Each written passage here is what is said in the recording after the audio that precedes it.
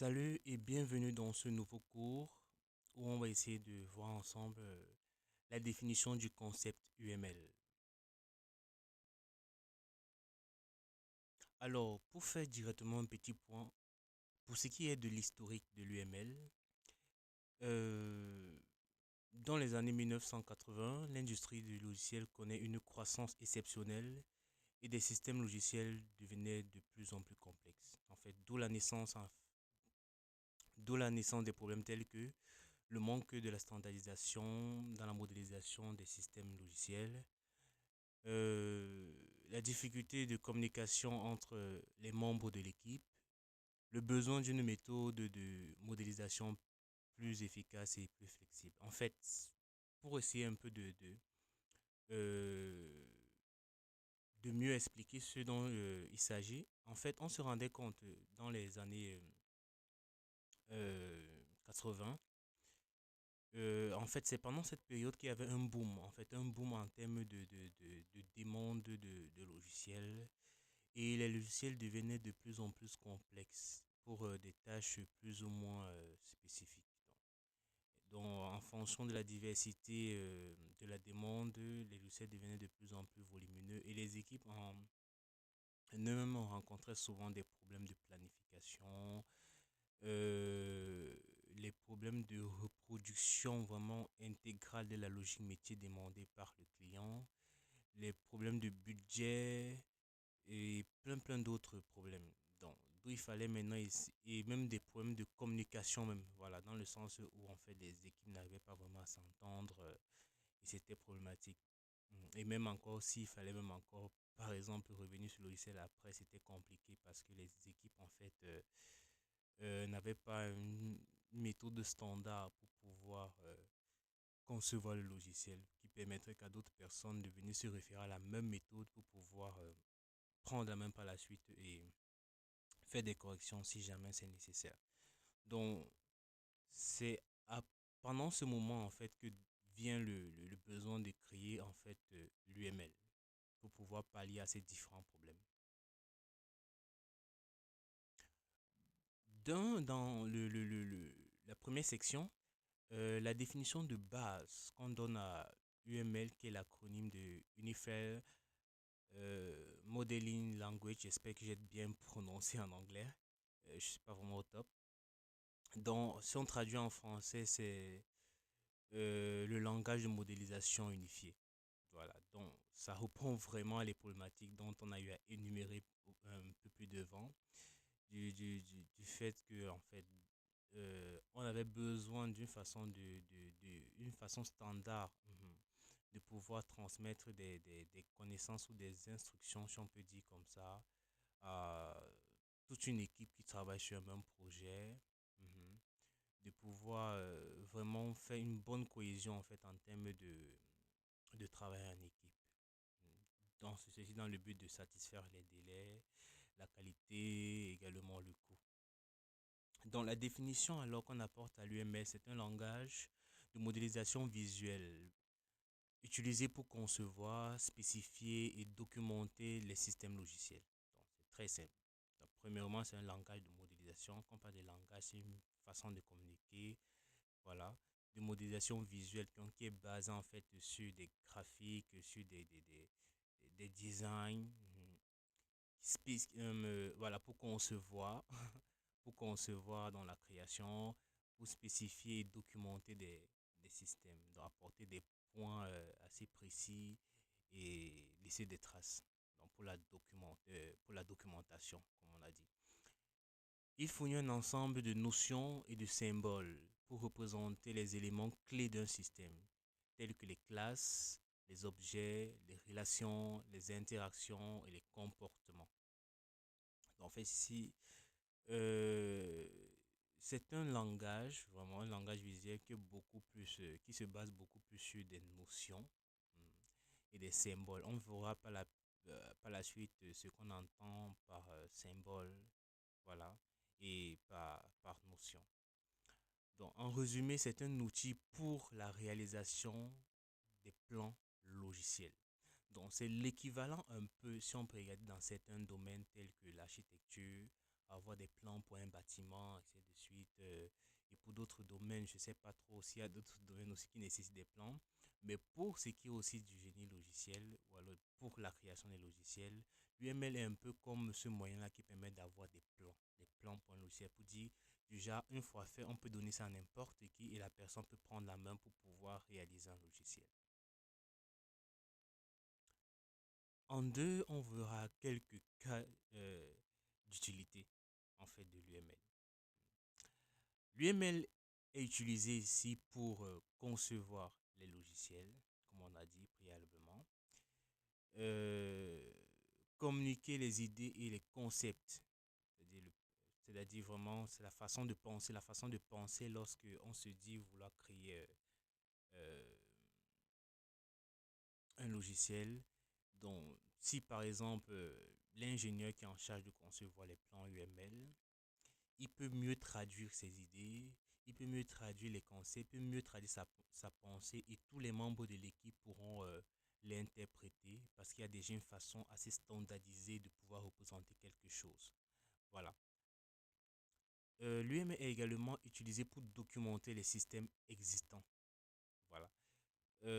Si, par exemple, on a eu à concevoir, c'est pas quoi, une application d'e-commerce au moyen des plans UML ou alors des diagrammes UML, c'est mieux de le dire, c'est comme ça qu'on va les appeler. Les diagrammes UML, il serait possible par la suite, en fait, pour d'autres équipes de pouvoir tout simplement utiliser ces différents plans-là, ces diagrammes-là, et pouvoir savoir de quoi il est question exactement dans l'application, qu'est-ce que l'application fait, quelles sont les fonctionnalités de l'application, quels sont les états peut-être d'un objet lorsqu'il est utilisé, quels sont les différents acteurs. En fait, il y aura tellement de détails possibles pour que la personne qui puisse prendre la main puisse dire, ok, j'ai tous les éléments à ma possession pour pouvoir faire le job. Ensuite, l'UML est également utilisé pour réaliser des analyses et des comportements détaillés. Voilà, ça revient à la même chose. En fait, l'UML permet quand on parle, donc avant, le fait d'avoir tellement d'éléments assez détaillés permet d'avoir vraiment, comment on dit, des conceptions détaillées parce qu'il y a tellement de diagrammes qui permettent en fait de pouvoir entrer encore plus loin en termes de compréhension du comportement du logiciel et des différentes interactions qu'il peut avoir dans le logiciel. Et cela permet également d'avoir une analyse un peu plus poussée et un peu plus enrichie et aussi assez claire que possible pour pouvoir aider en fait les équipes à mieux comprendre de quoi il est question dans le logiciel. Pour les diagrammes UML, il y en existe vraiment beaucoup. Donc, en somme, ça tourne autour de 13. Euh, mais pour moi, ce dont je garde les plus importants et que vraiment je vous invite vraiment à vous focaliser, parce que si vous arrivez à maîtriser tous les traits, c'est très bon. C'est vraiment très bien. Mais pour moi, pour avoir déjà une bonne base et vraiment avoir, on peut dire, un bon départ, il est essentiel de maîtriser autour de 5 diagrammes. Et les diagrammes, je vais vous les montrer. Je pense qu'ils sont visibles là. Ce sont les diagrammes mis en jaune. Donc, on a le diagramme de classe, le diagramme d'objet, le diagramme des composants, le diagramme de déploiement, le diagramme d'activité, le diagramme d'état, le diagramme de séquence, le diagramme de cas d'utilisation, le diagramme de collaboration, le diagramme de temps, le diagramme d'interaction, le diagramme de structure et le diagramme de package.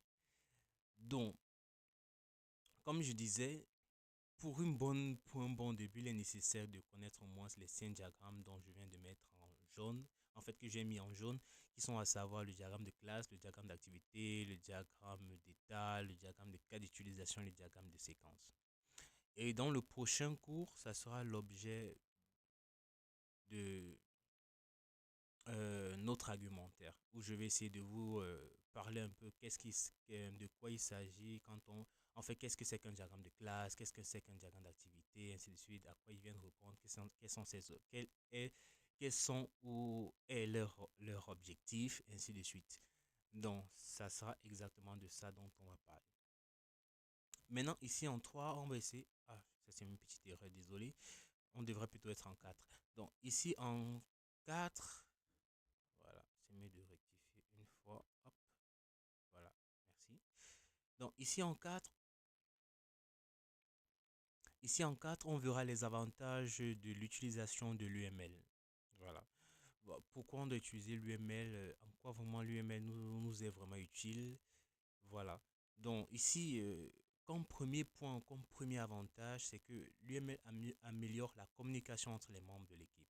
Comme j'ai dû le spécifier, avoir des plans euh, détaillés d'un logiciel et des nomenclatures de lecture fait à ce qu'en fait des membres de l'équipe puissent facilement savoir de quoi il est question, de quoi il s'agit. D'autant plus que dans ces différents diagrammes-là, c'est un ensemble de notions et de symboles. Et ces notions et symboles sont perceptibles à tout le monde et lisibles à tout le monde. En fait, pour des personnes qui ont des connaissances en UML, en fait, c'est lisible, ils peuvent facilement interpréter pour faire de quoi il est question. Et ça évite vraiment des erreurs. Donc, dans ce sens-là, il y a des nomenclatures qui sont déjà faites qui vont permettre aux différents euh, parties prenantes, beaucoup plus dans la cellule de développement, de connaître de quoi il est question et pouvoir mieux travailler ensemble. Deuxième avantage, il facilite la compréhension des systèmes complexes. Comme on a dit, avoir vraiment une vue assez détaillée au moyen de certains diagrammes, comme par exemple le diagramme d'état, qui montre les différents états qu'un objet peut avoir. En fait, ça donne une idée assez détaillée de quoi il est question en fait dans un logiciel. Donc, peu importe la complexité du logiciel, lorsqu'on a des diagrammes comme ça qui permettent d'avoir encore une compréhension un peu plus précise de quoi il est question dans le logiciel, ce n'est qu'un atout pour pouvoir mieux comprendre des systèmes qui sont complexes. Voilà. Troisième avantage, il permet de détecter les erreurs et les incohérences. Euh, les erreurs, vraiment, bon, en fait, c'est visible. C'est visible dans le sens où vu que, par exemple, dans un diagramme de séquence, il est possible de voir en fait le comportement en fait dans la séquence d'exécution, par exemple, d'un code et savoir réellement si ça peut matcher ou ça peut pas matcher.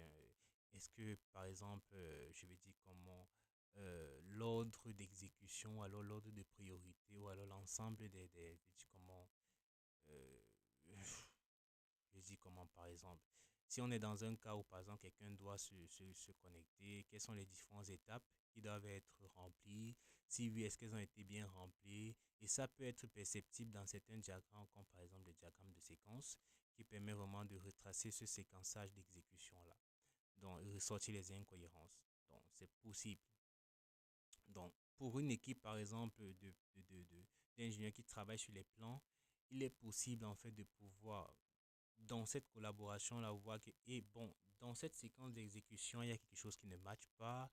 Je pense que ça n'ira pas. Ça pourra, par exemple, créer un bug ou peut-être ressortir une probabilité dans laquelle il pourrait avoir des comportements qui sont dits anormaux. Voilà. Le quatrième avantage est qu'il favorise la réutilisation du code. Donc, oui, pourquoi? Parce que avoir un plan, vraiment, le but, ce serait de l'optimiser et de voir comment, si possible, euh, euh, vraiment l'optimiser. Donc, le fait d'avoir une vue d'ensemble sur l'ensemble du logiciel pourrait faire que, ok, on a déjà eu à développer une fonctionnalité qui est plus ou moins modulaire et on peut également l'utiliser dans d'autres classes, dans d'autres fonctions, ainsi de suite. Et ça rend en fait le truc un peu plus ouvert à l'appréciation. Voilà. Ouvert dans ouvert dans l'appréciation dans le sens où en fait il est tellement facile de pouvoir voir de quoi il est question et voir que c'est bien fait, ça a vraiment tout son sens de pouvoir être réutilisé partie du code. Et c'est vrai que je ne me suis pas emballé en parlant un peu. Voilà, le cinquième avantage est le fait d'améliorer la maintenabilité et la flexibilité des systèmes. Tout ça, vraiment, c'est toujours... cela entre un peu beaucoup plus dans le cadre de la documentation, vu que déjà dans l'avantage 4 ça ressortait la possibilité ou la facilité de pouvoir rendre les codes modulaires. Dans le 5, ici, ça vient dire, vu que l'UML permet de documenter les codes et que les codes sont assez modulaires, en fait, ça permet dans ce sens-là de rendre la maintenance un peu plus évidente, flexible et la maintenance un peu plus évidente et flexible pour les systèmes, pour les logiciels. Donc, ici, nous arrivons à la fin de notre cours et il s'agissait ici de définir en fait le concept du ML, de ressortir le contexte historique, pourquoi en fait on s'est décidé de créer l'UML, d'où vient le besoin, en fait l'urgence de pouvoir créer l'UML qui est ce langage de modélisation visuelle là. Par la suite, voir les attributs de l'UML. Après avoir vu les attributs de l'UML, par la suite, voir les diagrammes UML. Après avoir vu les diagrammes UML, voir également les avantages de l'utilisation de l'UML. Donc, nous venons en fait à la fin de notre premier cours du module 3. Et pour la suite, nous verrons en fait, nous verrons euh, les différents diagrammes de UML dont je vous ai recommandé qu'il faudrait impérativement connaître pour avoir déjà un début pour pouvoir faire un grand pas dans le monde de l'UML. Donc, on se voit au prochain cours et à plus.